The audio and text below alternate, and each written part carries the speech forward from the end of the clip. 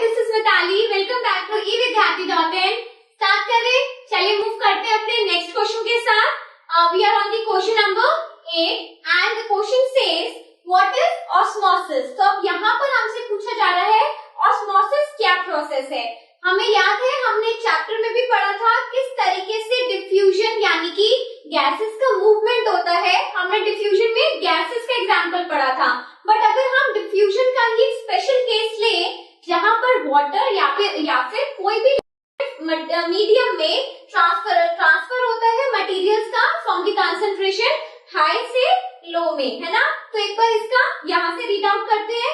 ये डेफिनेशन आपको डिफ्यूजन की ऑस्मोसिस की किसी की भी डेफिनेशन ना इजीली आ सकती है, 1-2 मार्क्स में ही पूछेंगे, कुछ ज्यादा हमें डिटेल में नहीं देना, बट वी शुड नो कि व्हाट इज द प्रोसेस। ठीक है, सो क्या है osmosis is the movement of water और दी अदर सॉल्वेंट पार्टिकल्स। यहाँ पर आपके पास वाटर भी हो सकता है या फिर वाटर की तरह कोई भी और सॉल्वेंट पार्टिकल्स। अब जिस केस में हम पढ़ रहे थे वहां पर मेनली वाटर को लिया गया है एज दी सॉल्वेंट। तो आप वाटर भी लिख सकते हैं और साथ में ये भी लिख सकते हैं कि वाटर या फिर कोई भी और सॉल्वेंट पार्टिकल्स। ठीक है, so it is the movement of the water और the other solvent particles from a region of higher solvent concentration, जहां पर आपके वाटर की मात्रा ज्यादा है, वहां से to a region of low solvent concentration through a semi permeable membrane. तो बेसिकली अगर हमें इसे एक लाइन में बोलना है तो ऑस्मोसिस क्या हो गया, हायर कंसंट्रेशन। किसकी हायर कंसंट्रेशन,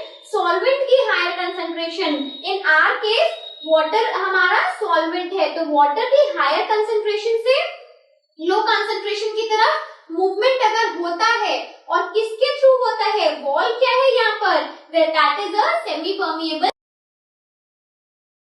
है, या फिर ये जो मूवमेंट होता है इसको क्या कहलाया जाता है, ऑस्मोसिस कहलाया जाता है। ठीक है, तो आप यहाँ पर ये भी बता सकते हैं कि बेसिकली आपका जो ऑस्मोसिस है it's a special case for the diffusion, क्योंकि यहाँ पर आपका मीडियम कैसा हो गया है, लिक्विड हो गया है, फ्लूइड फॉर्म में हो गया है। ठीक है, सो आई होप आपको ये ऑस्मोसिस का डेफिनेशन भी समझ आया हो।